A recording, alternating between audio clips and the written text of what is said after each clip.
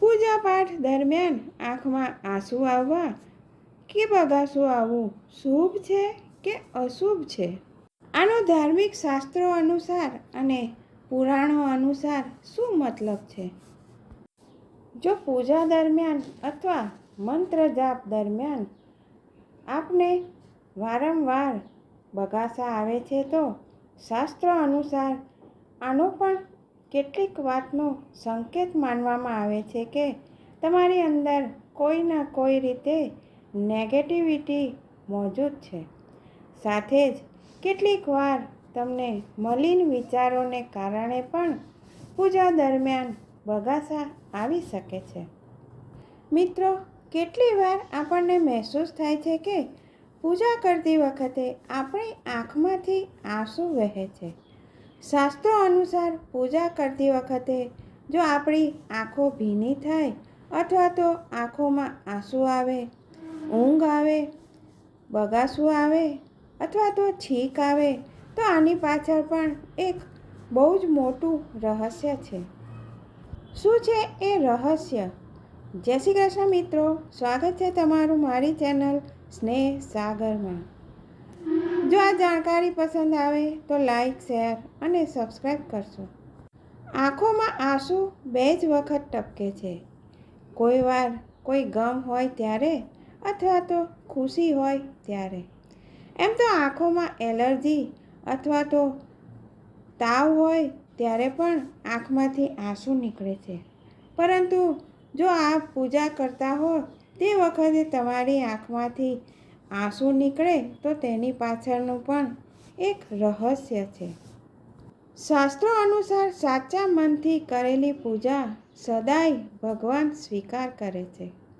જો કોઈ વ્યક્તિને પૂજા દરમિયાન બગાસું આવે અથવા તો ઊંઘ આવે તો એનો અર્થ એ છે કે તે વ્યક્તિના મનમાં બે તરફના વિચાર સક્રિય છે અને તેના મનમાં કંઈક કેટલાય વિચાર ચાલી રહ્યા છે. જો તમે પરેશાન થઈને ભગવાનની ભક્તિ કરતા હો તો 100% તમને બગાસું આવશે અથવા તો ઊંઘ પણ આવવા લાગશે. શાસ્ત્રો અને પુરાણો અનુસાર જો પૂજા પાઠ દરમિયાન તમારી આંખમાંથી આંસુ નીકળે છે તો તમારે સમજવું જોઈએ કે ભગવાન તમને કોઈ સંકેત આપી રહ્યા છે. કારણ કે જ્યારે આપ પોતાના અંતર્મનથી ભગવાનનું ધ્યાન લગાવશો તો તમારો સીધો સંપર્ક ભગવાન સાથે થશે. શાસ્ત્રો અને પુરાણોમાં એ પણ બતાવવામાં આવેલું છે કે જો પૂજા પાઠ કરતી વખતે તમારી આંખોમાંથી આંસુ નીકળે છે તો આપને સમજી જવું જોઈએ કે કોઈ ઈશ્વરીય શક્તિ તમને કેટલાક સંકેત આપી રહ્યા છે. જ્યારે ભગવાન તમને કોઈને કોઈ રૂપમાં ધ્યાન અને બીજી પૂજામાં લીન થવા માટે તમને પ્રેરિત કરે છે અને આનો અર્થ એ છે કે ભગવાન તમારી સાથે કોઈને કોઈ રૂપમાં તમારી સાથે કનેક્શન બનાવી રહ્યા છે અને તમારા દ્વારા કરેલી પૂજા સફળ થઈ ગઈ છે કારણ કે તમે તે ખુશીના આંસુના રૂપમાં તમારી આંખો છલકાઈ જાય છે. કોઈ વાર એવું પણ થાય કે તમને પૂજા દરમિયાન આંખોમાંથી નીકળવાવાળા આંસુ અથવા આવવાવાળું બગાસું એનું કારણ નકારાત્મકતા પણ હોઈ શકે.